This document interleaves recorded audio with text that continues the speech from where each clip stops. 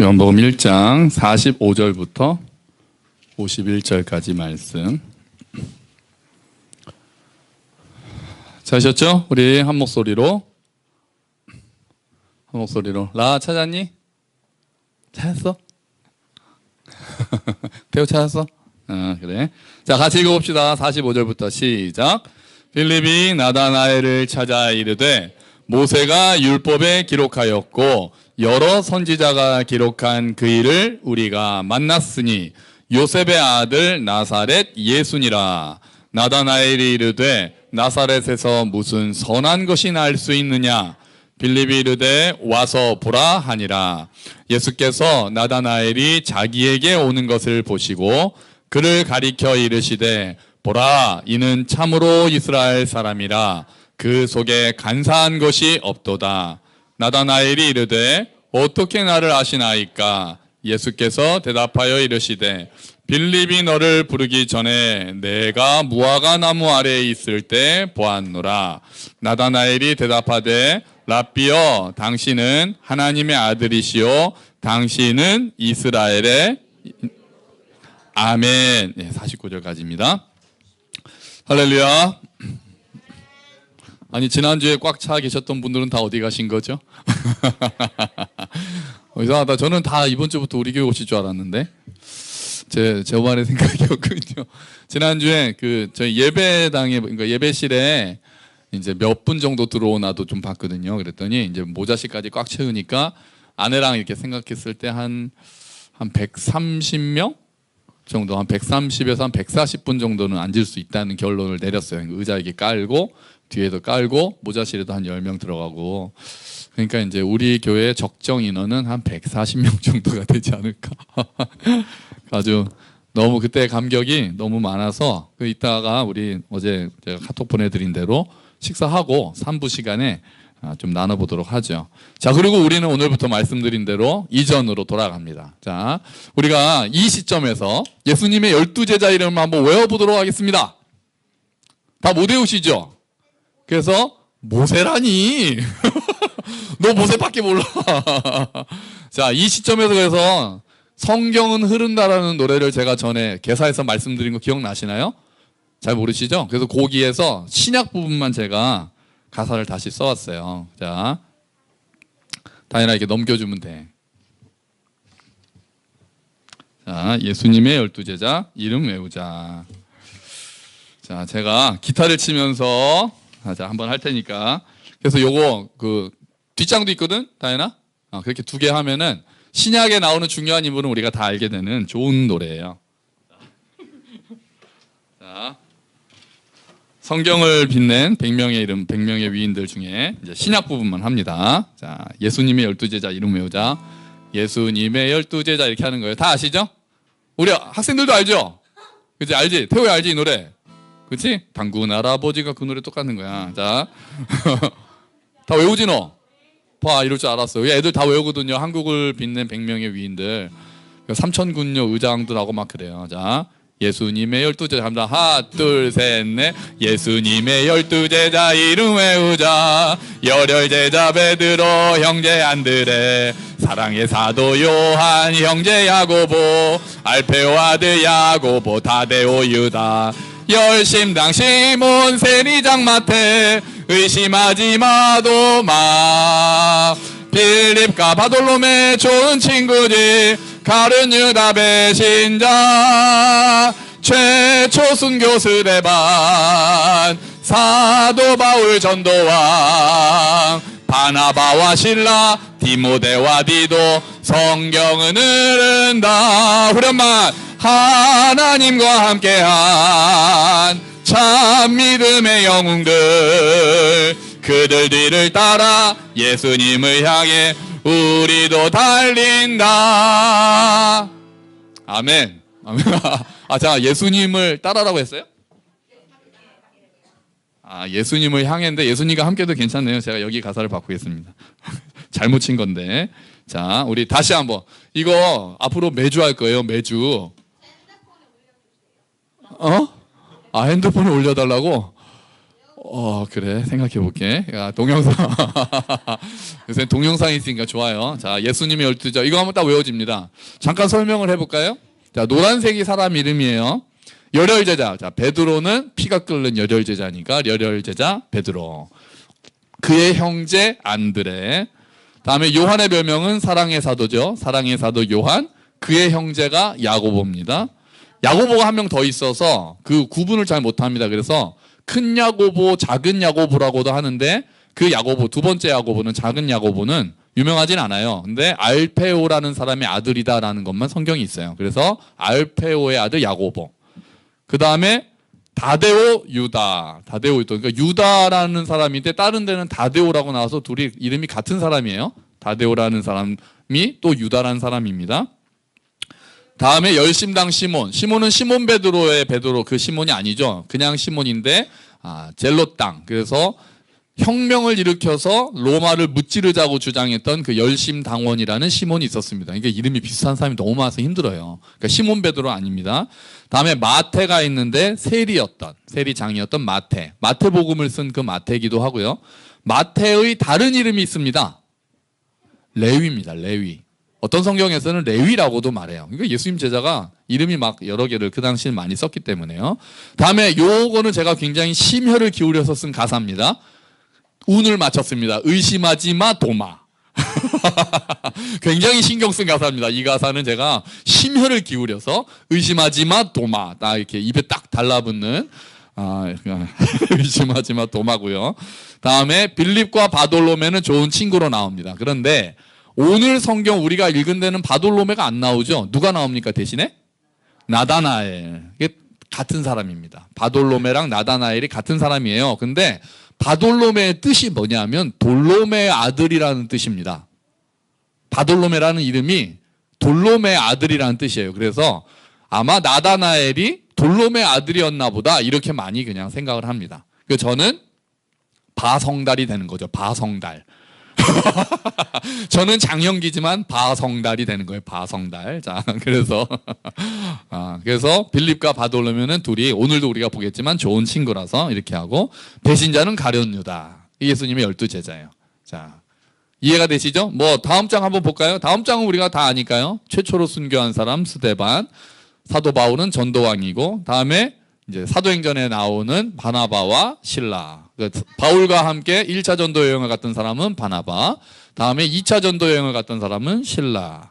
그 다음에 바울의 제자였는데 너무 유명한 디모데와 디도. 이렇게만 하면 신약에 나오는 중요한 인물은 거의 다 들어간 거죠. 자, 우리 다시 한번 불러보겠습니다. 예수님의 12제자. 이름 이렇게 노래로 하면 참 좋은 것 같아요. 재밌지? 태호야 다음 주에 너가 외워줄래? 자, 예수님의 12제자 갑시다. 하나, 둘, 셋. 예수님의 12제자 이름 외우자. 열혈제자 베드로, 형제 안드레, 사랑의 사도 요한, 형제 야고보, 알페오 아들 야고보, 다데오 유다, 열심당 시몬, 세리장 마태, 의심하지 마 도마, 빌립과 바돌로메 좋은 친구지, 가룟 유다 배신자, 최초 순교 스데반, 사도 바울 전도왕, 바나바와 실라, 디모데와 디도, 성경은 흐른다. 하나님과 함께한 참 믿음의 영웅들, 그들 뒤를 따라 예수님과 함께 우리도 달린다. 우리도 달린다. 우리도 달린다. 우리도 달린다. 우리도 달린다. 아멘. 우린 걷는 교회인데 우리도 걷는다로 바꿔야 될 것 같아요.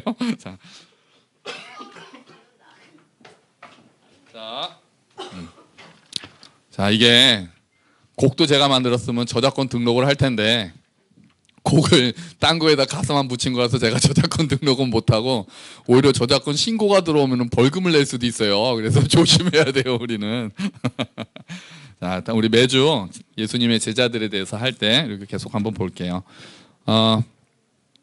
자, 이 중에서 우리가 했던 12제자 중에서 2명은 제가 이미 했습니다. 한 명은 안드레에 대해서 지난번에 했고요. 안드레는 우리가 딱 볼 때 유진아, 안드레를 우리가 뭐라고 생각했지? 안드레 별명? 뭐야, 안드레랑 사랑에 빠졌대더니 벌써 기억도 안 나. 그 사람은 유진이 안드레 사랑에 빠졌다고 그랬는데 벌써 역시 갈대군요. 자, 벌써 그러면 아니 되옵니다. 유진아. 자, 연결하는 자였습니다. 연결하는 자. 안드레 연결하는 자. 그의 이름은 연결하는 자야, 유진아. 자, 그다음에 도마. 아까 의심하지 마 도마라고 했었는데 의심하긴 했지만 그래도 어떤 사람이었어요? 열정 있는 사람이었죠. 자기의 하나 예수님에 대해서 솔직하게 의문을 제기하고 예수님을 보았을 때 화끈하게 믿었던 사람이 도마였습니다. 자, 그리고 오늘은 이제 바돌로메. 빌립과 바돌로메 좋은 친구지 할 때 그 바돌로메인데 그 중에 그 이름은 이제 나다나엘. 그래서 예수님 그 나다나엘은요. 요 장면, 요한복음의 요 장면 외에는 이름만 등장하고 이제 없어요. 그래서 요 안에서만 우리가 나다나엘을 보면서 생각할 거를 좀 우리가 같이 보려고 하는 거예요. 자, 오늘 읽었던 우리 성경 본문을 보면 그냥 제가 간단하게 요약을 해드리면 이거죠. 바돌로메의 친구가 누구라고요? 빌립과 바돌로메 좋은 친구지 그러잖아요. 그러니까 빌립이 먼저 예수님을 만나서 보고 야, 이 사람은 정말 메시아야. 확신이 왔습니다. 그러니까 친구 생각이 난 거예요. 그래서 친구한테 찾아갑니다. 그래서 우리가 나중에 빌립 할 때는 전도에 대해서 이야기를 하게 되겠지만 나다나엘을 찾아가서 그 보니까 나다나엘이랑 빌립은 평소에 성경을 많이 보면서 얘기했던 사람 같아요. 왜냐하면은 야, 되게 신기한 사람이 있어 이렇게 얘기하지 않고 모세가 얘기했고 선지자가 얘기했던 그 사람이 왔다 이렇게 얘기하거든요. 그러니까 아마 이전부터 빌립과 나다나엘은 야, 우리 성경에서 말하는 메시아는 언제 오실까? 모세 율법에도 그가 온다고 그랬고 선지자도 온다고 그랬는데 누가 언제 오실까? 막 이런 얘기를 했던 것 같아요, 평소에. 그러니까 빌립이 먼저 딱 그분을 만나고는 와서 그분이 왔다 이렇게 얘기를 하거든요. 그런데 빌립이 실수를 하나 했어요. 실수라기보다는 요셉의 아들 나사렛 예수다 딱 이렇게 말한 거예요. 그랬더니 나다나엘이 이렇게 듣다가 에? 이렇게 바뀌었어요. 이렇게 아니 정말 그분이 딱 하다가 나사렛 예수다 그러니까 에? 정말? 야, 나사렛에서 그런 사람이 올 수가 있냐? 자, 왜 나다나엘은 이렇게 말했을까요? 뭐 나사렛의 원수졌습니까? 왜 어디 출신이라고 그랬더니 나사렛 출신이라고 그랬더니 갑자기 나다나엘은 야, 나사렛에 그럴 리가 있냐? 나사렛에서 메시아가 나올 리가 있냐라고 하면서 한수 더 떠서 나사렛에서 좋은 게 뭐가 있다고 그래 이렇게 얘기를 해요. 그 왜 이렇게 나다나엘은 나사렛이란 말을 듣자마자 마음을 딱 닫아버렸을까요? 하나는 그러니까 우리가 추측을 하는데요. 하나는 그 당시에 나사렛이 굉장히 볼품없는 동네였어요. 그러니까 갈릴리 지역 자체가 그죠? 우리가 유대가 있고 갈릴리, 북쪽을 갈릴리 지방이라고 하는데 갈릴리 지방 자체가 좀 멸시를 받는 사람들이 많았습니다. 더군다나 예수님은 메시아는 어디서 태어날 거라고 우리가 예언을 알고 있죠? 베들레헴으로 알고 있잖아요. 그 헤롯 왕도 알고 있었잖아요. 그러니까 베들레헴은 유대 쪽이거든요. 그러니까 베들레헴의 예수다 그러면은 확 왔을 텐데 나사렛 예수다 그러니까 자기도 거기 살면서도 성경 예언에는 갈릴리 쪽에서 북쪽에서 메시아가 온다는 말도 안 했고 베들레헴이라고 알고 있는데 거기 출신도 아닌데다가 그 볼품없고 그런 동네에서 뭐가 그런 게 나겠느냐라는 일종의 편견을 가지고 있었던 거죠. 여러분, 이 편견이 무섭습니다. 편견이 무서워요. 그러니까 나다나엘은 나중에 보면 예수님이 이 사람은 참 이스라엘이구나. 이 사람은 마음에 간사한 게 하나도 없구나라고 칭찬하시거든요. 그런 나다나엘도 편견에서 자유로울 수는 없었다는 거죠. 여러분, 우리도 굉장히 많은 편견, 여러분들도 편견들 많이 가지고 계시죠? 어떤 편견들 가지고 계세요? 편견이 없다는 편견에 사로잡혀 계십니까? 편견. 우리 제주에서 올라온 우리 광민 형제나 현기 형제도 거기서의 어떤 편견, 육지 사람이라고 부르죠, 그분들은? 육지 사람들이라고, 섬에 계신 분들은 또 육지에서 온 사람들에 대한 고정관념, 또 마찬가지로 우리가 특정 지역에 대해서 거기서 뭐 선한 게 나겠느냐, 그런 것들 가지고 있기도 하죠. 인종에 대해서 가지고 있기도 합니다. 인종에 대해서 우리 특별히 흑인종이나, 얼마 전에 지금 미국 NBA가 파이널을 진행하고 있어요. 1차전을 클리블랜드가 졌는데요.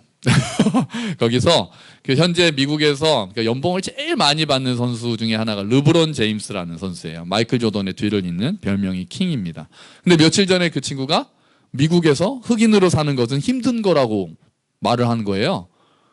그 친구는 그렇게 말하면 안 되거든요. 뭐 1년에 몇백억 몇천억을 벌고 지금 전 세계 최고의 스포츠 스타인데, 그런데 그 집에다가 집을 샀는데 거기다가 그 있잖아요. 그 우리나라 상관없는데 미국에서는 니그로라는 말을 지금 쓰면 안 됩니다. 그 N워드라고 말해요. N워드. 그러니까 그게 흑인을 차별한다고 그래요. 우리는 그냥 니그로 이렇게 말하면, 근데 그 니그로라는 단어를 쓰는 것 자체가 미국에서는 금기가 됐어요. 그게 인종차별 언어라 그래서 지들끼리도 얘기할 때 N워드, 너 그 N워드 들었어, 이렇게 말을 하더라고요. 뭐 니그로 이런 말을 아예 입에 안 담아요. 그러니까 그걸 쓴 거예요. 벽에다가 꺼지라고. 이제 뭐 누가 썼는지 모르겠습니다만, 그러니까 너무 분통하면서 미국에서는 흑인으로 사는 게 힘든 일이다. 뭐 전에 그 얘기도 했잖아요. 오바마 대통령이 이렇게 호텔 앞에 서 있었더니 그 대통령 되기 전이죠. 그 벨보인 줄 알고, 호텔 보인 줄 알고 이렇게 팁 줬다고 지나가던 백인이 자기 차 기다리고 있는데, 그 편견이 있어요. 편견. 우리가 다음에 볼 영화에도, 이제 나중에 볼 영화에도 그런 이야기가 있습니다만, 우리들도 가지고 있죠. 인종에 대한 편견들. 그리고요, 그런 거는요. 그런 편견들은 과연 또 남녀에 대해서도 편견이 있겠죠. 어떤 편견들은 어떻게 많이 형성이 됩니까? 경험하지 않았는데도 속설 같은 거에 좌우되는 경우가 많습니다. 그죠? 우리는 한 번도 경험하지 않는데도 우리가 따로 예를 들면은 흑인들하고 교류해 본 적도 없으면서 어떤 영화라거나 기존의 어떤 언론이라거나 그런 간접 경험만 가지고도 우리가 이게 형성되는 거예요. 흑인들은 좀 난폭하고 무식하고 무섭고 막 이런 편견들. 상대적으로 또 뭐 백인은 좀 약간 선망의 대상처럼 우리가 그냥 직접 경험하지 않으면서도 생기는 것들이 많죠. 또 무슨 어느 지역 사람은 또 어떻다 하더라. 어느 지역 뭐 옛날에 가면 저 군대에서 많이 들었거든요. 서울 깍쟁이, 뭐 충청도, 뭐 전라도, 뭐 경상도 해서 다 이제 군대에서 붙어 있는 말들이 있어요 뒤에. 강원도도 있어요. 강원도도 다 이렇게 있어요. 제가 조교였잖아요. 그래서 어느 도 출신들이 온다 그러면 또 뭐 받으러 가는구나. 이제 물건 띠러 간다 그랬거든요. 자, 그래서 저는 서울이어서 서울 깍쟁이. 자, 그런 어떤 고정관념. 사실 개인적으로 뭐 만나서 해보지도 않으면서도 그냥 들어와서 부모님께로부터 또 이렇게 들어와서 생긴 편견이 있어요. 근데 더 무서운 편견이 어떤 건지 아세요? 더 무서운 편견은 별로도 안 되는 몇 개의 경험으로 생기는 편견입니다. 오히려 더 무서운 건 그거예요. 경험해보지 않고 생기는 편견은 경험했을 때 깨질 수가 있어요. 그런데 경험을 몇 개 해봤다고 그걸로 전체를 다 잡는 거예요. 제가 어떤 사람하고 이렇게 몇 번 좀 봤다고 그 사람에 대해서 딱 단정을 짓는 거예요. 저 사람은 이런 사람이구나. 몇 번 만나지도 않고 깊게 얘기해 본 적도 없고, 사실 사람이 한쪽 면만 갖고 있는 사람이 어디 있습니까? 다 복잡하고 다 사연이 있고, 이럴 땐 이렇고 저럴 땐 저렇고. 우린 다 카멜레온이에요. 우리는 다 그래요. 일관성은 모든 일에 일관적인 사람이 누가 있겠어요, 감히. 그런데 어떤 한 면을 내가 좀 보고 특히 부정적인 모습을 하나 보면 그 사람에 대해서 딱지를 딱 붙여요. 그리고는 그런 틀에서 계속 봅니다. 근데 사람이 이상한 게 한 번 딱지를 붙이죠. 그러면 그 틀대로 돌아갑니다. 이상하죠? 보고 싶은 것만 보기 시작해요. 그래서 내가 생각한 것보다 괜찮은 모습을 봤다가 한 번 잘못하면 저럴 줄 알았어. 그 말이 나와요. 그럴 줄 알았어. 내가 저런 놈이지 진작 알았어. 교회에서는 그런 일이 없겠습니까, 여러분? 당연히 교회에서도 있습니다. 우리는 서로 다 판단합니다. 우리는 다 선악과를 따먹은 자들이고 예수 그리스도로 인해서 주께서 주인이 되시는 삶을 살겠다라고 고백은 했지만 우리는 내가 주인 되는 삶을 사려고 늘 애쓰는 죄인들이죠. 그래서 내 기준으로 사람을 판단합니다. 좋게 보기도 하고 나쁘게 보기도 하고, 아이들에 대해서도 쟤는 저래 라고 고정관념을 가지게 됩니다. 그리고 그 고정관념의 틀에서 해석을 합니다.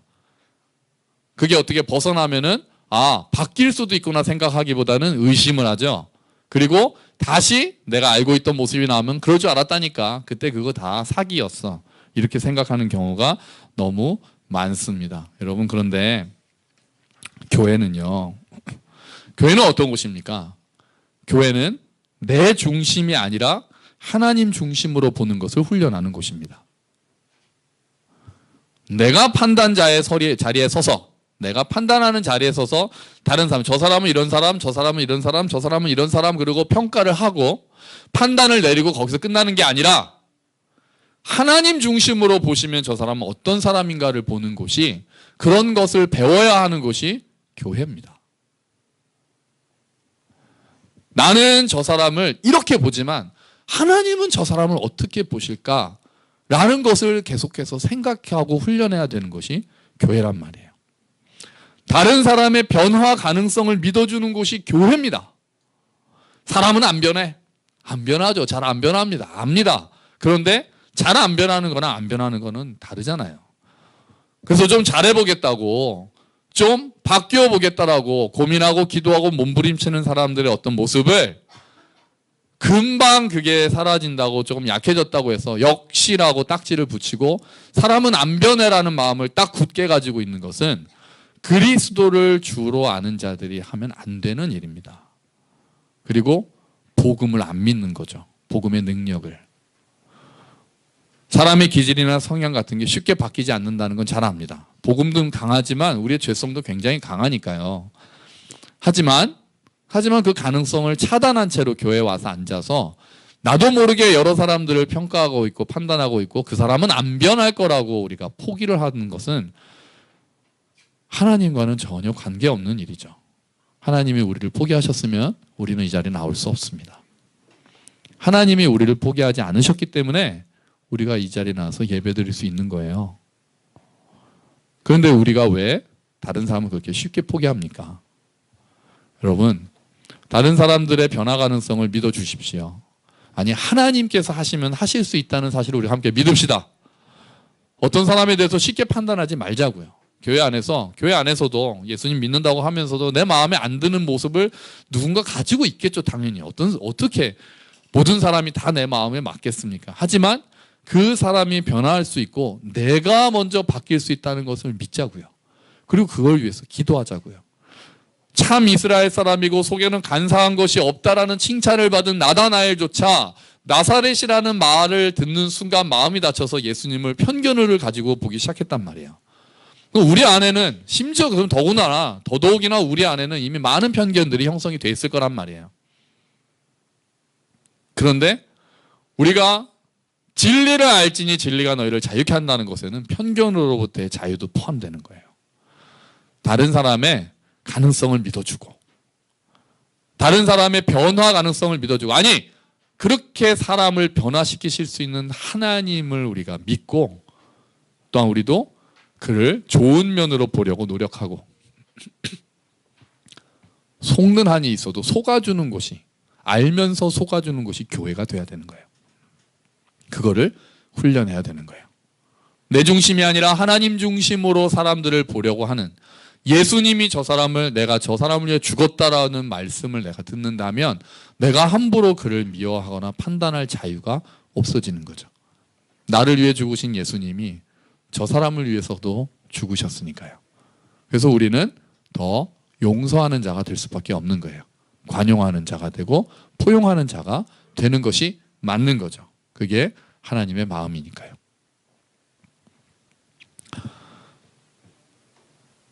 자, 그렇게 해서 예수님을 떨떠름한 마음으로 나다나엘이 만나러 갔어요. 빌립이 그래도 그래도 가보자 막 그랬겠죠. 가보라니까. 편견을 버리고 가봐. 그래서 나다나엘이 마지못해서 갔어요. 마지못해서 갔는데 예수님이 딱 나다나엘을 보자마자 립 서비스를 하십니다. 보자마자 참으로 이스라엘 사람이요, 그 속에 간사한 것이 없는 사람이 왔구나. 그랬더니 나다나엘이 저 아세요? 저 언제 보셨다고 그러세요? 딱 그랬더니 예수님이 이상한 말씀을 하세요. 빌립이 너를 부르기 전 네가 무화과 나무 아래에 있을 때 내가 봤다. 이렇게 말씀을 하세요. 이상한 말씀을 하셨는데 나다나엘은 또 이상하게 반응합니다. 갑자기 당신은 하나님의 아들이십니다. 이상하지 않습니까? 이 과정이? 보세요. 굉장히 안 좋은 마음을 갖단 말이에요. 딱 봤는데 예수님이 아주 마음이 간사하지 않는 좋은 사람이군요. 그랬더니 저 언제 보셨어요? 그랬더니 예수님은 네가 무화과 나무 아래 있을 때 봤다 그랬더니 갑자기 당신은 하나님의 아들이십니다 그러는 거예요. 도대체 그 대상 안에 예수님이 하나님의 아들이라는 증거가 어디 있을까요? 많은 이야기가 생략됐을까요? 많은 사람들이 볼 때 무화과 나무 아래가 비밀이라고 봅니다. 무화과 나무 아래에 있었다는 게 뭐길래? 그러니까 빌립이 나다나엘을 소개하기 전에 예수님이 먼저 보셨다 그랬잖아요. 그럼 당시에 무화과 나무가 어떤 곳이었나? 무화과 나무는 당시 이스라엘 사람들이 그 밑에 앉아서 성경을 보거나 기도할 때 애용하던 곳이었다고 합니다. 무화과 나무 자체가 이스라엘을 상징하잖아요. 포도나무와 무화과 나무가. 그래서 우리나라 옛날에 느티나무 아래에서 시원한 느티나무 그늘에 앉아서 책을 읽었던 것처럼 당시에 이스라엘 사람들이 즐겨 찾아서 말씀을 묵상하고 기도하던 곳이 무화과 나무 아래였다고 그래요. 그래서 우리가 추측할 수 있는 것은 나다나엘이 예수님을 만나기 전부터 말씀을 묵상하고 어쩌면은 자기에 있는 속을 다 내보이고 예수 그리스도를 메시아를 간절히 기다리면서 기도했던 장소가 아마 무화과 나무였지 않았을까 이렇게 보는 거예요. 그때 그 모습을 예수님께서는 이미 보셨다는 거죠. 여러분, 하나님께서는 우리를 어디서나 보십니다. 하지만 우리가 무화과 나무 아래 앉아서 하나님께 뭔가를 쏟아내고 있을 때 하나님께서는 그것을 다 보고 계십니다. 물론 모든 영역을 하나님께서는 아시고 우리와 함께 하시지만 우리가 하나님 앞에 앉아서 간절히 부르짖을 때 하나님 그것을 주목하고 보고 계십니다. 여러분이 말씀의 앞에 앉아서 말씀을 묵상하고 그 말씀을 알고자 했을 때 그 마음을 예수님께서는 이미 보고 계십니다. 주방이든 골방이든 교회든 공원을 한 바퀴 돌면서든 등산을 하면서든 간절한 기도 제목을 나가서 기도 제목을 들고 하나님 앞에 엎드려서 하나님과 대화하려고 할 때 응답하시지 않는 것 같은 하나님 때문에 속상해하면서 하나님 왜 내 기도를 들어주시지 않습니까? 라고 하나님 앞에 간절히 부르짖을 때 하나님께서는 그 자리를 보고 계십니다.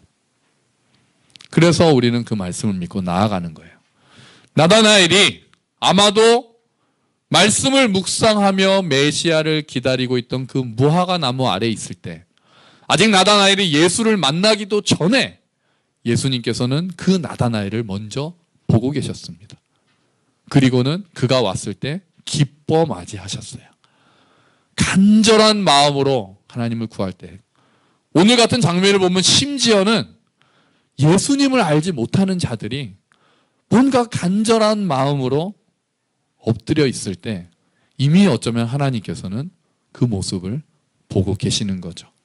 그리고 이 자리에 나와서 예수 그리스도를 만나면 그때 당신이 나와 함께 하셨군요 라고 고백하게 되는 일이 많이 일어나는 것입니다. 여러분, 그러므로 여러분의 무화과 나무 아래를 지켜주십시오. 여러분은 무화과 나무 아래가 어디십니까? 주방이세요? 여러분의 방, 골방입니까? 아니면 이 자리입니까? 어디십니까? 내 기도 아무도 들어주는 것 같지 않고 내 눈물 아무도 들어주는 것 같지 않고 하나님 내 기도에 잘 응답 안 하시는 것 같아서 속상할지라도 그 자리에 있는 나를 지켜보시는 하나님의 마음을 믿고 그 자리에 엎드릴 때 하나님께서는 더 주목하시고 하나님의 뜻을 이루어 가십니다. 나의 무화과 나무를 만들어 주십시오. 내가 하나님을 만나러 가는 그 무화과 나무를 주께서 주목하셔서 내 기도를 응답하시는 그 무화과 나무를 우리가 만들어야 될 것입니다. 사람들이 교회에 대해서도 많은 편견을 가지고 있습니다. 나다나엘이 나사렛이란 말을 듣자마자 예수님에 대해서 편견을 가졌던 것처럼 교회라는 곳에 대해서도 편견을 가지고 있습니다. 저희가 이전 예배를 하면서 편견을 하나 깼죠. 지하에 대한 편견을 깼습니다. 교회가 지하에 있다고 그러니까 지하는 이럴 것이다라는 편견을 가지고 오신 분들이 상당히 많았거든요. 그런데 생각보다 지하가 너무 넓고 너무 환하고 너무 좋아서 다들 기뻐하셨어요. 지하에 대한 편견 깨졌죠. 그치? 지하 아닌 것 같지? 너 지금 2층에 있는 것 같지? 너 옥상인 줄 알고 있는 거 아니야? 태호야, 여기는 지하란다. 예도예모가 가니까 태호가 예도예모 역할을 하니까 너무 좋아요. 자, 자, 예수님을 모르는 사람들이 교회에 대해서 편견을 가지고 있는 경우가 참 많아요. 대부분은 우리의 잘못인 경우가 있겠죠. 예수 믿는 사람들은 어때? 목사님은 어때? 제가 굉장히 많이 듣는 말 중에 하나가 목사님 같지가 않아요라는 말. 이게 칭찬인지 욕인지를 제가 잘 모르겠어요. 목사라 그러면 놀라는 사람들이 아직도 있어요. 아직도. 좀 목사답지 않은 뭐 좀 제가 어떤 경우는 칭찬인 경우도 있는 것 같고 어떤 경우는 어쨌든 좀 놀랍다고 그래요. 사람들은 어떤 편견을 교회에 대해서 가지고 있을까요? 기독교인에 대해서 어떤 편견을 가지고 있을까요? 좋은 선입관도 있을 수 있지만 대부분은 부정적인 편견이 많이 형성되어 있습니다. 편견 자체가 좀 부정적인 이미지잖아요. 언론이나 이런 데서 또 직접 경험해보지도 않았으면서 교회는 이래. 교회 다니는 사람은 이래. 또 어떤 경우에는 교회 다니는 사람 중에 또 나에게 상처를 주고 나를 힘들게 한 사람이 어떻게 없겠어요. 그 사람을 통해서 교회 전체를 심지어는 하나님을 딱 평가를 내리고 이래. 교회는 이런 곳이야. 기독교는 이래. 이렇게 되는 경우가 많은 거죠. 여러분 우리가 그런 분들한테 해줄 수 있는 말이 우리가 먼저 와 보라. 이렇게 이야기를 해야 되겠죠. 우리 교회가 하나님에 대한 편견, 교회에 대한 편견을 가지고 있는 사람들의 그 편견을 깨워주는 곳이 되기를 주의 이름으로 축원합니다. 우리가 먼저 그러기 위해서는 우리가 먼저 무화과 나무 아래에서 하나님을 바로 알아가야 합니다. 우리도 하나님에 대해서 편견을 가지고 있는 경우가 많습니다. 내가 약간 경험한 거 그거 가지고 내가 조금 주워 들은 것 가지고 하나님을 딱 결정을 내리고 하나님은 이런 분 딱 결정을 내리고는 그 좁은 틀로 계속 성경을 보는 경우가 너무 많아요. 그러지 말고 무화과 나무 아래서 하나님과 깊게 교제하면서 하나님에 대한 이해를 넓혀야 합니다. 내가 미처 알지 못했던 하나님의 모습. 어떤 사람은 하나님이 무섭게만 느껴졌는데 사랑의 하나님을 경험하는 수도 있고 어떤 사람은 하나님을 너무 만만하게만 보다가 하나님은 또한 공의의 하나님이시고 심판의 하나님이심을 깨닫고 전율하는 경우가 있죠. 우리의 이해는 어차피 너무 좁지만 우리가 스스로 그렇다는 것을 알고 무화과 나무 아래에서 하나님과 깊이 교제하면 교제할수록 하나님에 대해서 우리가 아는 지식이 자라가게 되고 하나님을 온전히 알게 되는 거예요. 그럴 때 교회에 대한 편견도 사람들이 교회에 대해서 가지고 있는 편견도 하나씩 깨워줄 수 있는 거죠. 또한 우리가 서로에 대해서 가지고 있는 편견들도 우리가 하나님을 바로 알아서 그 하나님의 시각을 가지게 되면 우리가 형제 자매들을 바라볼 때 점점 더 넓은 눈으로 보게 되고 편견에서 벗어날 수가 있는 것입니다. 그러면 이 교회가 하나님을 바로 알고 지체를 바로 알고 하나님을 바로 알려주는 교회가 될 수 있는 거죠. 그리고 우리가 그렇게 될 때 은혜의 통로가 된다고 말하는 것입니다. 여러분을 만나는 사람들이 야, 나는 교회 다니는 사람은 다 이런 줄 알았는데 너는 좀 다르다. 이런 이야기를 우리가 들을 수 있어야 합니다. 정말요. 교회 다니면 다 이런 줄 알았는데 너는 좀 다른 것 같아. 교회는 다 이런 줄 알았는데 함께 걷는 교회는 뭔가 좀 다른 것 같네. 우리가 그런 이야기를 들을 수 있는 크리스찬, 그런 이야기를 들을 수 있는 교회가 되기를 주의 이름으로 축원합니다. 그러기 위해서 우리가 더 하나님을 깊이 알게 되기를 주의 이름으로 축원합니다. 그리고 그 하나님의 마음으로 하나님의 눈으로 서로를 나의 편견에서 벗어나서 하나님 중심으로 보는 일들이 풍성해지기를. 그래서 우리가 편견에서 자유로워져서 있는 모습 그대로, 아니 하나님이 지으셨던 그 모습이 회복되고 그 모습을 바라보고 격려하는 교회가 되기를 주의 이름으로 축원합니다. 아멘. 우리 같이 기도합시다. 하나님, 우리가 하나님에 대해서 혹시 잘못된 생각이나 또 어떤 고정관념으로 내가 주변의 사람들을 바라보고 있다면 하나님 벗겨주십시오. 하나님을 깊이 만나는 무화과 나무 아래를 허락해 주십시오. 우리 그렇게 기도합시다. 하나님 감사합니다. 주님, 우리가